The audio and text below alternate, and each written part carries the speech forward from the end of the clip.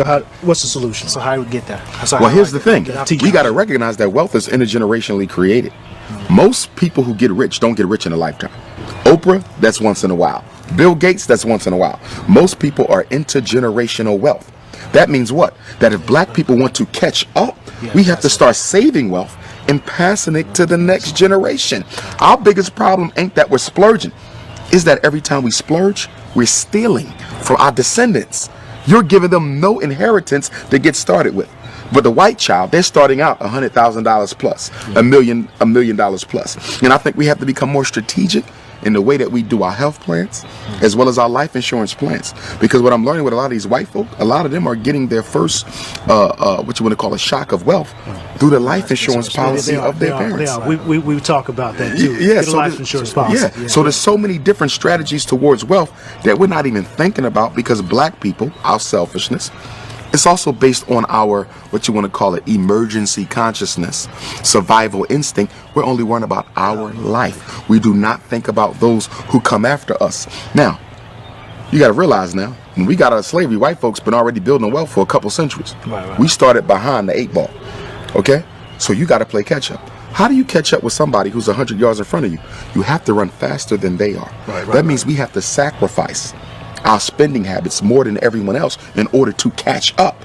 How does a people who are at the bottom waste money more than people who are at the top? So not only are you not catching up, you're not even thinking about trying to catch up. This is good, and we got 1,000 questions, and we know you got a flight. We appreciate the time. Thank you. No problem. One fat, meat, juicy point. What would it be before you go? I would say that we have to build our own schools. Everything we're talking about, the only way it becomes normalized, the only way it becomes a part of the collective black consciousness is if the children are raised with it as a group. Remember, all progress is group work. It's teamwork. That means we need all the children in Jackson to be taught the principles of financial empowerment. All the children of Jackson to be taught how to eat healthy. All the children of Jackson to understand what black family means and why it's so important. Until then, it's just a specialty. As we spoke earlier, diet being a specialty, wealth is a specialty. Think about it. If you're black and you're in the know about money and the laws of finance, you are a specialty. You are an eccentricity. You are an oddity. That's a problem. Because for white people, gaining wealth is a regular part of their everyday conversation. Even poor white people are regularly talking about wealth. Black people don't discuss wealth at all.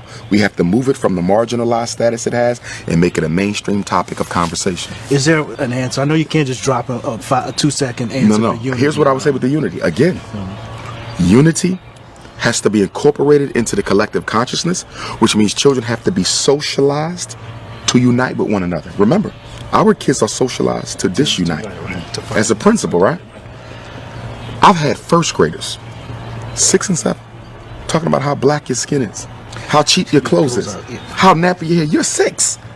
This your first year in school. How do you know all this? The parents. We are teaching our kids to be Negroes.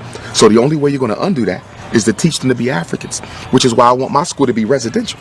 Because I know sending them back to the same house that created the illness after school is going to undo everything I do from 8 to 3.